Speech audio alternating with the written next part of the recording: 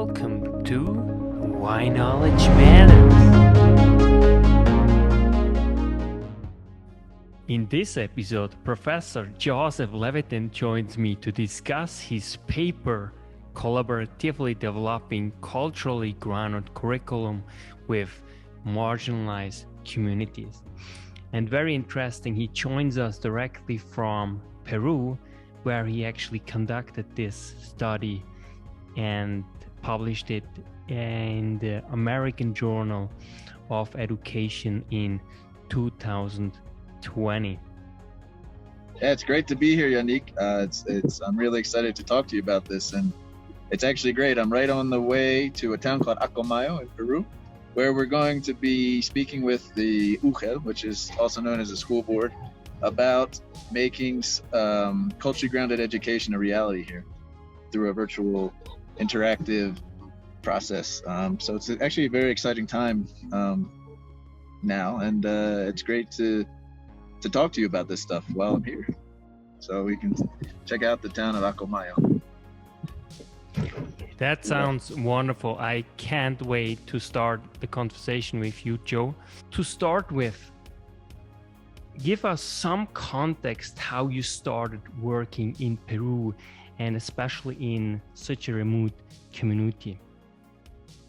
Yeah.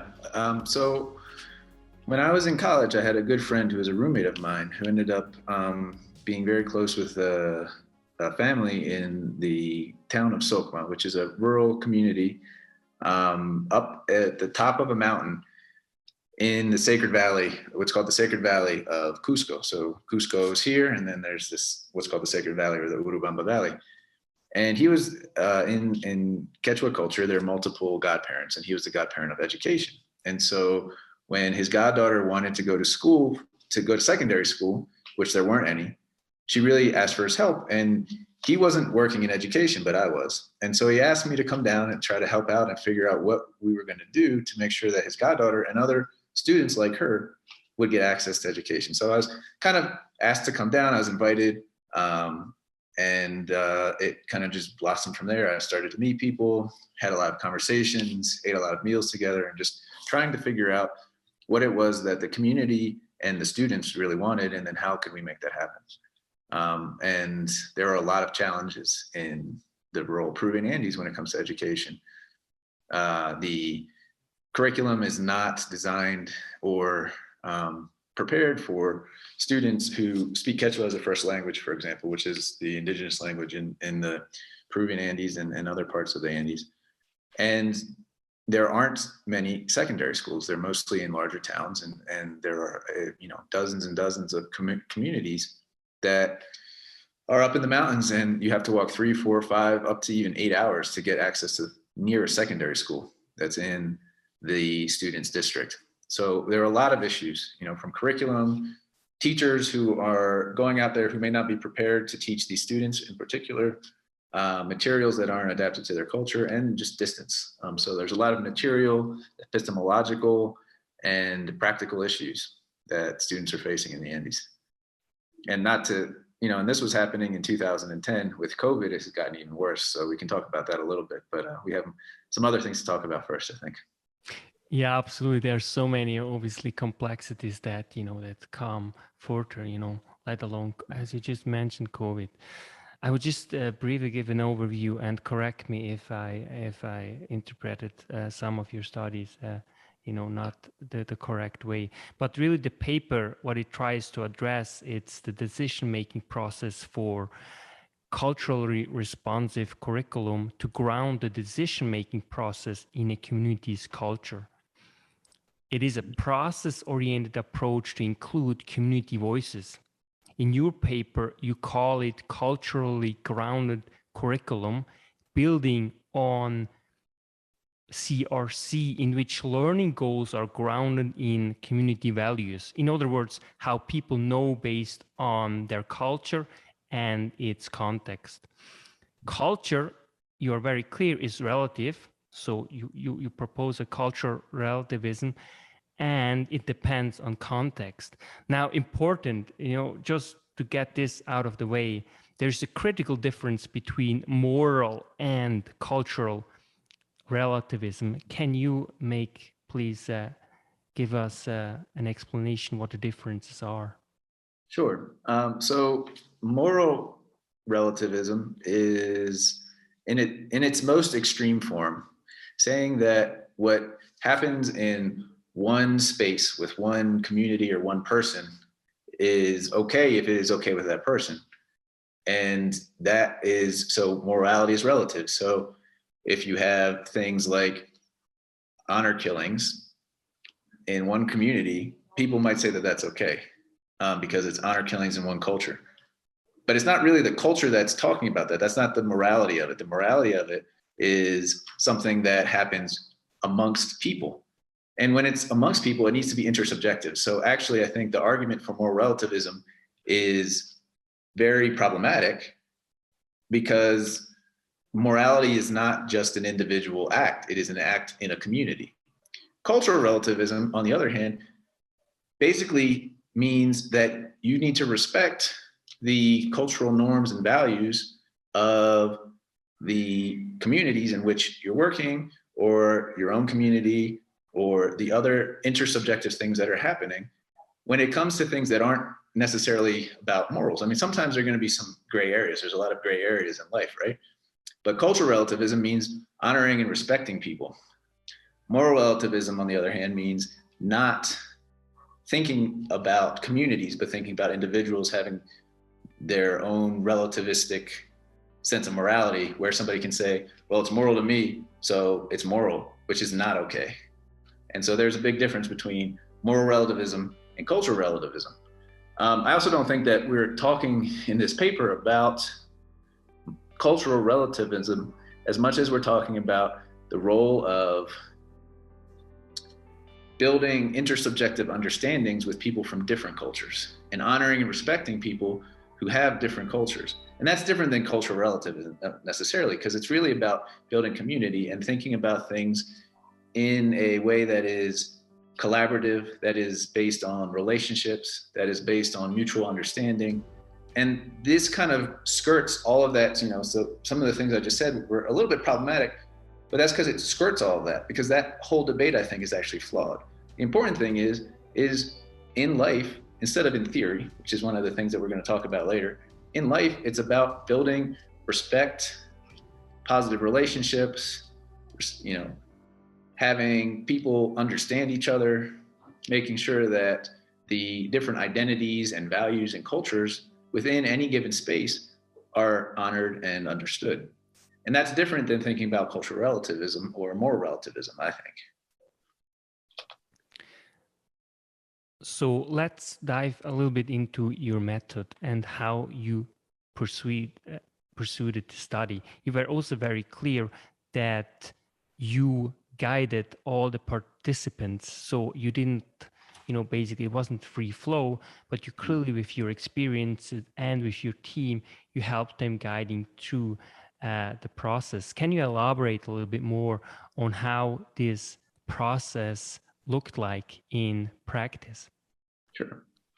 So in practice, one of the things that we did at this particular learning space was that every Wednesday we had a seminar style conversation where students would bring up problems or questions or issues that they had, things that they were thinking about, things that they wanted to know more about, and we would have a conversation. And so the students would drive the question posing, but sometimes the students would ask questions where we knew the answers. You know, some questions have very concrete answers, you know, like, how do I get to this school? I can give you directions. That's a concrete answer. And I know that, and the person needed to figure it out. And so they asked me, and so I answered. And that kind of dynamic is going to be guided, right? You know, if I say something along the lines of, how do I get to this school? And I say, well, that's a good question. Why don't we explore that together? Why don't you go out and go look for the school, even though I know the answer? That would seem kind of rude. So one of the things when you're in an educative dynamic, you know, when you're somebody who has had more experience than somebody else who's growing up, who's younger, sometimes there are going to be answers that you can offer. And sometimes you're going to know some of the things that need to happen in terms of how to make sure that the communicative space is a safe one, is a one where people can express their feelings in an open and authentic, sincere manner. And there are ways that somebody who's sensitive to, and teachers are often sensitive, not all teachers, but a lot of teachers are sensitive to the dynamics that are happening between students when they're sitting around talking about issues. And so it's important for the teacher when things start to go off course to help correct it, little nudges, bringing people back to what are we actually talking about instead of having it go out of control. So that was part of the guidance that we did. It was really just to make sure that things maintained a kind of productive and respectful tone while also digging into and dealing with some challenging topics.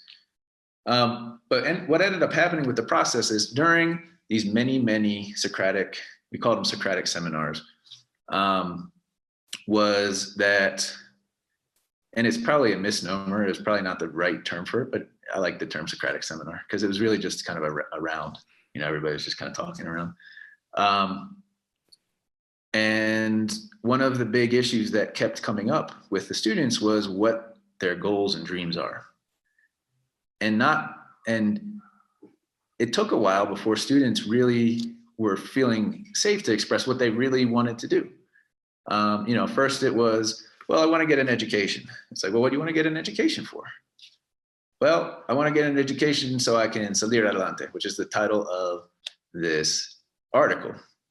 Okay, so what does Salir adelante mean? I mean, this is kind of the Socratic seminar, right? So I was like, okay, so we're starting to get somewhere, but you got to dig a little deeper, right? That's what we're going to be doing here, two of us. So as we started to dig deeper, one, we realized that students had this idea that being a professional was how to salir adelante. And we thought that was really interesting. We also asked the students, what does it mean to be a professional? And most of them said, well, it's what happens when you wear a suit and you earn a salary. And they didn't really have a clear understanding, because why would they? They're from rural communities in the high Andes. They're down in a secondary school, and it's the first time they've seen people who are considered professionals. So, this was a great moment to explore this with them.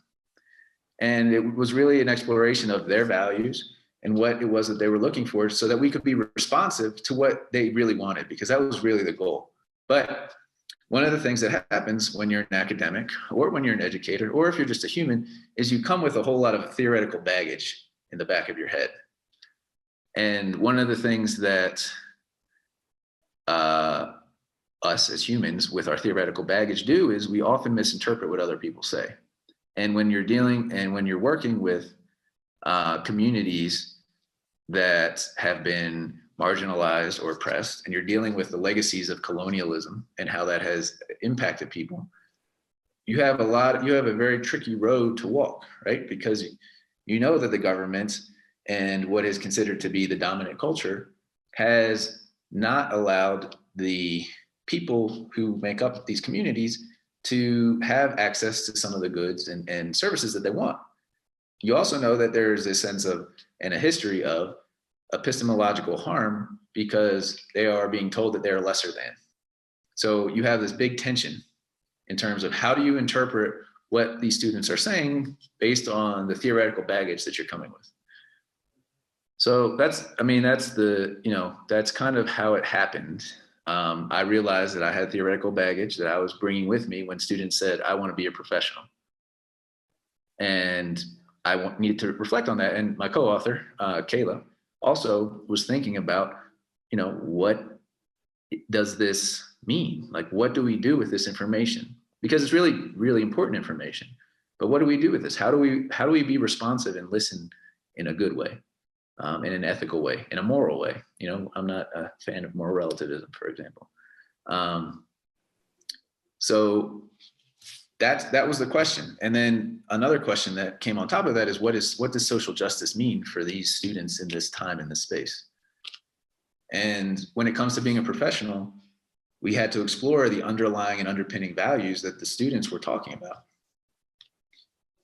So that's what we started to do with the students, because, you know, one of the things that we as humans have in ourselves is sometimes we don't really know what our values are until we start to explore them, right? I know that I have thought something, or I thought I really wanted something, and then when I got it, I realized I didn't want it anymore. And actually it was not good. Like, I thought it was going to be great, but it wasn't good. It could have been a candy bar. It could have been a job. It could have been anything, but there are all kinds of things that I thought I wanted and I didn't want. And there are other things that I thought I knew that when I explored them, I didn't know. And so I know that happens to other people as well. And so one of the things that is important when you are learning oriented is to make sure that you are exploring what it is that you think you know, because there are going to be things that you don't know as well. And so thinking that you know something is almost more dangerous than knowing that you don't know something. And that was one of the reasons why we decided to do this meta theoretical work on this article, to understand how different theories think they know things. And that becomes dangerous, and that becomes a problem, because if we only interpret what the students are saying from one lens, like a post-colonial lens, saying that to be a professional means that the students have colonized minds, is problematic. But also from a development lens, to say to be a professional means that the students want to be exactly like the, you know, a US business person or lawyer, or, you know, a westernized person, is also problematic. Both of these things are problematic, and both of these things are going to potentially harm these students, because we're still trying to learn this together. And we're trying to recreate our cultural dynamics and our dynamics as people into a way that's socially just, it's respectful, and that allows students to explore in a positive way, in a growth-oriented way, what it is that they value and how that is enacted in life. I know I just said a lot there, but So let's look a little bit on your interpretative framework, or, you know, I think you can also call it a methodology. It's basically, you know, the theory behind, you know, the method, or like the findings, or how you interpret the findings, right? And so what you put forward in order to do this comparison and to actually illuminate that it can be very problematic, you apply human capital theory and post-colonial theory. Can you just quickly elaborate on the two? Sure. So human capital theory, which has a lot, I mean, there are a lot of authors who've talked about human capital theory. Well, we can post them in the notes for this episode. Really thinks about a capitalistic model where people have their own resources there, and they can develop their resources. So education is a way to build human capital, because human capital is seen as the skills and knowledge to create economic returns. So human capital means, you know, if I, you know, it's similar to, you know, the old phrase of, you know, if you give a person a fish, they'll eat for a day. If you teach a person to fish, they'll eat for life, or they'll make a fish stand and they'll start to sell their fish, and then they can eat more than just fish, right? That's kind of the human capital theory. Post-colonial theory is a critique of the histories of colonial domination from primarily European countries that colonized and dominated the Americas from, you know, the 1400s on, the end of the 1400s, 1500s on. And the policies and the perspectives of the people who colonized the Americas was, you know, not only highly problematic, but their actions were incredibly violent. It was, you know, a tragic history of violence and murder and abuse and things like that. And that legacy lives on today because trauma is intergenerational. And these are some very serious legacies that continue on today in terms of the ways in which certain languages are valued over others. You know, English is a worldwide language now. That happened because of the colonial legacy of the British imperial work that they did in the Americas and Australia, throughout Africa. I mean, there's all kinds of stuff that happened. All of these traumatic things that occurred have left systems and policies in which the people who are Western generally have more privileges and rights and opportunities than people who are not. And so we have to think about, what does that mean for students who are living in rural, remote communities who don't have access to healthcare, who don't have access to a dentist, who don't have access to language learning that speaks to their own language. You know, most of these students are first language Quechua speakers, but they have to go to school in Spanish. So post-colonial theory critiques all of this. And it says, okay, so we live in a quote unquote post-colonial world because technically Peru is an independent country now. It is not part of Spain, but we're still living with this legacy. And so how do we decolonize some of the problematic things that are happening? And a lot of it is critiquing the colonial norms that have happened. So post-colonial theory often has this epistemological bent to it, in which the norms and ideas and values of the West, which are fraught throughout the Americas, are put in juxtaposition with the traditional values and ways of being of, you know, First Nations, Indigenous, Inuit, and other communities that were here before the colonizers came. And so disentangling the dramatic and problematic versus, and affirming and reaffirming and honoring and bringing, you know, bringing to equality or equity or justice some of the histories is really the focus of post-colonial theory. One of the problems with post-colonial theory is that it often romanticizes and sometimes is blinded by this critique to not be critical about other things that are going on in the world today. And so theory, because it is not contextualized, you know, it is very easy to say this history happened and this is a problem. But what does that history mean in a lived reality today? And how do we understand that? And how do we not romanticize or blind ourselves to who these students are now, what's going on now, and what their values and needs really are now? And so this juxtaposition between human capital theory and post-colonial theory allows us to have that tension, allows us to live the tension between these two theories that one could recolonize or colonize the communities, or one could oppress the communities in its effort to be liberatory. And you don't want to oppress in the name of liberation. You want liberation. And so if you're stuck in a theory, you might not be able to have that liberatory outcome that you're hoping for. And that's really the crux of this argument in this article. And then we lay out a way out of this tension by trying to listen and have the students start to do more of the directive, agential aspects of what their education is going to be. And we're going to be responsive to that. And we're going to think it through with them, but we're not going to impose these theoretical norms or frameworks. We're not going to impose the idea of grades, for example, which can be very problematic in a lot of schools. But we're going to think about, what does it mean to evaluate? What does it mean to learn together and figure that out together, instead of saying, well, we're not going to have any grades or no evaluation. That doesn't work either. But we're not also going to have this, like, here's this number and that number is your worth. There's more than just those two options, but those two options are usually what people think about because that's the theoretical baggage that we come with. And I think that's where this study does such a great job, because it really shows how difficult it is and how important it is to have context and to do a study like yours to actually frame the topic, and it needs to be framed by and for the community to some extent, with of course guidance, from potentially outside, as it happened with you.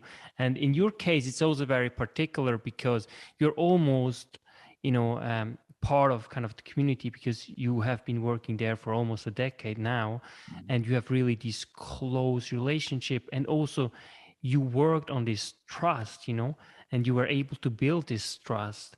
Now, can you just give us a little bit insight, how you did it, and also how much work it took you?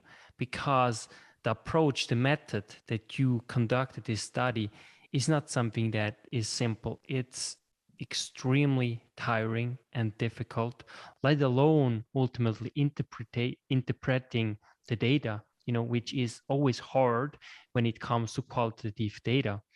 And yes, just give us a little bit a taste. Yeah, thanks. That's a great question. So you are exactly right in that it is very difficult, especially at the beginning, to start to build positive relationships. When I came in, and one of the things that I have to say up front is, I came in as a 24, 25-year-old, still pretty young. I had this idea, I had been, my own theoretical baggage was more oriented to this post-colonial theory, because of my education and having a very critical education. And I thought that I shouldn't, as an outsider, I shouldn't touch or try to change anything. And that was kind of what I came with. And I still believe that I shouldn't try to change anything, or I shouldn't try to affect anything. But I think that we together as a community, with a relationship, can work on things that need to be changed, because that's the point. And I think I came with a very individualistic vision of what it meant to do work. And one of the things that the community, the Quechua speaking community here taught me, and especially in the town of Ollantaytambo, I have good friends, close, almost familial ties, padrinos, madrinas, things like that, was the epistemological stance of community and relationship, which I hadn't really learned about as a, American kid growing up in American school. It was, and then having this American guilt about being in this imperial state.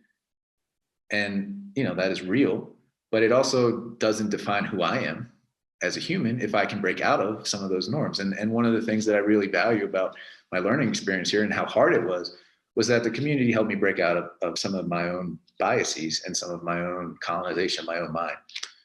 So that's really difficult. That kind of work is really difficult, because you take, everything that I saw and everything that I encountered, in terms of my interactions with the town, how it was laid out, my interpretations of what was going on, how I interacted with people. So everything that, all the kinds of how I thought I should behave in a moral way was not what the community wanted me to behave as. It was what I thought needed to happen. And we didn't have any intersubjective understanding until many, many meals, hours and hours of talking, playing soccer together, being very frustrated because I felt like I was missing something, feeling unheard at the same time, having a little bit of, what is this guy doing here kind of stuff. So let's give him a little test. Let's push his buttons a little bit, which is, understandable. But that's also difficult. And, and I came under fairly ethical, I came down to Peru under fairly ethical motives. Was somebody asked me to come down. But even that, it doesn't matter, because who am I? In terms of the community, I'm just some dude, white dude from the US coming down here. And then and then it changes slowly as you start to have shared relationships. Because it's not about being a white guy from the US. It's about who you are as a person, and listening and caring. And so starting to relate, starting to figure out who in the town is going to be my friend, whose soccer team am I going to play on, who do I get along with, who I don't get along with. All of a sudden, instead of it being like this group of nameless and faceless people of this town and this community and all these communities, it's like, oh, here's Juan, here is Einer, here is Ever, here is all these other people, Lindsay, Alex, Noemi, all these other people, instead of just having them be, Marisol, all of these folks who have names and stories and relationships with me that are particular. They're friends, they are, sometimes they're students, sometimes they're teachers. Elsa is like my, godmother now for my marriage, and she makes sure to let me know what's what. Like if I'm being silly or something, she'll tell me. Like that's the kind of relationship that you develop over time. But it takes time, and it takes going through hard moments, and it takes connecting on a human level and realizing that you don't know stuff. You can think stuff, you can hypothesize stuff, you can have evidence, and you can have interpretations. But that doesn't mean that in a particular moment at a particular time, all of that stuff will be actually applicable. And starting to learn how to navigate that I sometimes think the best metaphor, even though I haven't actually done it, is like surfing. Because you have to be able to figure out and identify the wave, figure out how to get up on the board, figure out how to ride the wave and how to get off. But not every wave is going to be different, and your balance and everything else is going to be different. And sometimes there are going to be a lot of waves, and sometimes there's not going to be a lot of waves. But it's a constant give and take and flow of adaptation. Another metaphor is like soccer, but I think that's an easier one to talk about. But what was really interesting, obviously, and I could really see this in your paper that you wrote with with Dr. Johnson, that how you grappled also with some conclusions and some insight that you gained through the post-colonial theory, but also the human capital theory. And, for me, a question is that, did you somehow talk to some community members, about some of the findings and how you grappled with it, and how did they react to the study? Because some that is implied in the study can be seen as some sort of oppressive, Right. So yeah, and I think that's I think that what you're saying is really important to clarify about this article, because first and foremost, the findings that we shared were shared with the community because we started to do an iterative process of action and reflection. So once we did this first study, we shared the results with the students and the parents, and we talked about them, and then we started to put some of the stuff in action.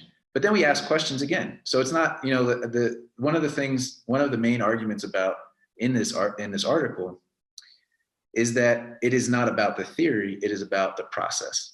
And if the process is just, if it is fair, if it's done in a good way, and there's an article about ethics, about doing it in a good way that we can post in the show notes, then the findings and the interpretation are going to probably change over time because situations change, but also those findings themselves were not the point of the article. The point of the article was, we have this baggage when we bring in one theory. We need to bring in multiple theories. We have this baggage when we bring in our histories, and we need to figure out how to work with people who have different histories and maybe different epistemological orientation.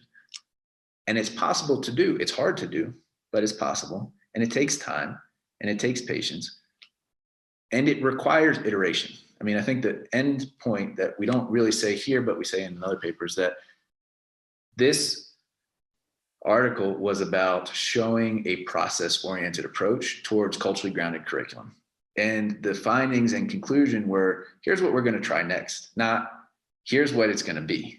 And that's a subtle but very important difference. One is, we're going to do this together and have agency. The other is, we're going to do this to these people. And we definitely don't want the second one. We want the first one, where the agency is the core of the entire process, because this is education is a lived field. Theory can do all this kind of stuff. It can be really interesting to read, but education and educational theory is lived. And so it needs to be praxis oriented, and it needs to be iterative, because things are going to change. People are going to change.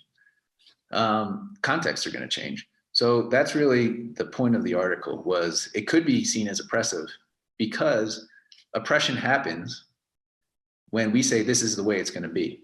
Oppression doesn't happen when we say, here's some things that we think we can do. Let's try them out and see what happens next. And then you can decide, and we can decide together what happens next, but we're not going to decide anything for you. So that's really the idea of this, is one of the ways to break out of some of these tricky tension issues of oppression is through process, is through building trusting, respectful, and understanding relationships, and having a process of iteration, action, and reflection together to make sure that as education continues to grow, the knowledge and values and needs and desires and goals of the community are heard and are, addressed in the way that the community itself and, community is seen as everybody within this space sees as necessary. So it's a really tricky analysis of power dynamic and whose voices are being heard more and whose has the decision-making power and where is that decision-making power held.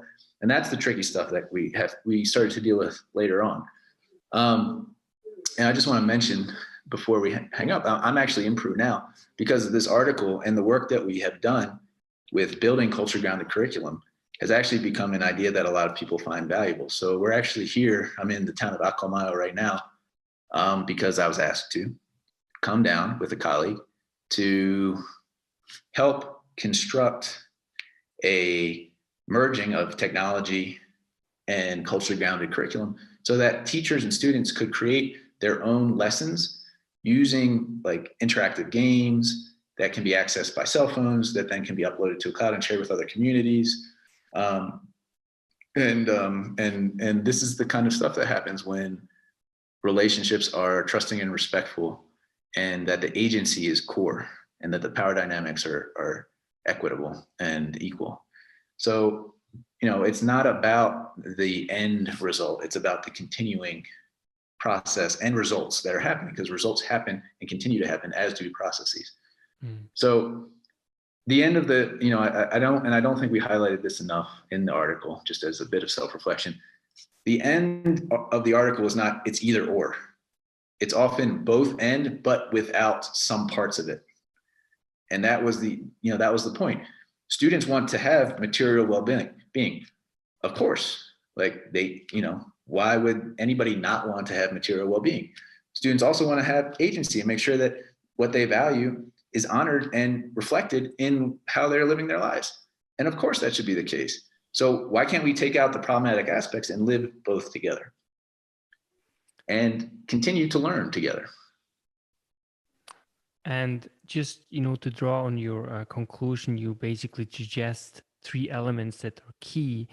And you also say clear, and I think really it shows in this study, and here there is evidence enough that this study has really implication for non and formal educational settings.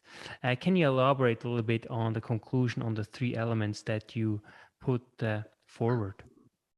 Yeah, so sorry, there's some noise behind me. So in terms of the conclusions, one of the things that we thought is really important is that teachers engage, so in formal and non-formal environments, teachers engage in a agential student voice kind of process where curricular goals and aims are developed by the students and the teacher as a kind of as a guide and a question poser, not necessarily as an imposer, but as a question poser, to then explore those ideas throughout the semester and return to reflect upon what they've learned. I actually do this in my classes in graduate school every time I teach. Talk about what students' questions are, what they're interested in, what do they feel like they need to learn, and then be responsive to that. Of course, it needs to be within the framework of the topic at hand. But there are a lot of questions that people have, and most of the time I have guessed 1 or 2 of them, but I might have missed 3 or 4 of them. So then there's this mutual adaptation where, okay, now students are more engaged because this is actually relevant to what it is that they're wondering about. And because of the years of reading and the experiences that I've had, I can usually adapt. And I think most teachers can do that when it comes to young children all the way up through graduate school. And it's also okay to not know, right? And then do your own research or ask the students to do their research to answer the questions that they have and teach others, which is also something that we think is really important in this culturally grounded curriculum. You said, skills to earn money, that has to be obviously also emphasized. Education needs to honor culture. And the first one is really the culturally grounded curriculum development needs to be annually done, if not more, as a collaborative effort right, in order to further this discussion, as you just mentioned, how critical it is. I think that the skills for learning how to have material well-being and the honoring of the communities is that it's not either or, it's both and. And so that was those 2 points were saying, it's not one or the other. It has to be both, because the student said specifically both. And we don't need theory to dictate how we understand students' meanings. The students and the teachers can make the meanings themselves. And then, so just to reiterate, that annual process of thinking about how to iterate and create new curriculum every year is really important. Yeah. Joe, it's always great and enlightening to have you on the show. Really, thank you so much for your elaboration on your wonderful paper. And I really can tell that this will give insight to any educator, whether in North America and obviously throughout the world. Thanks, Yannick, and great. Thank you for your great questions and your thoughtful engagement with the paper. It's really, you write a paper and you don't know who's going to read it or how they're going to read it. It's really nice to engage with somebody who's so thoughtful and so critical too. You didn't hold back in terms of saying like, oh, what about this? This could be problematic when we were talking before. And I really appreciate that about how you engage with the things that people do and how I was writing this and how Kayla was writing this. Joseph Levitan.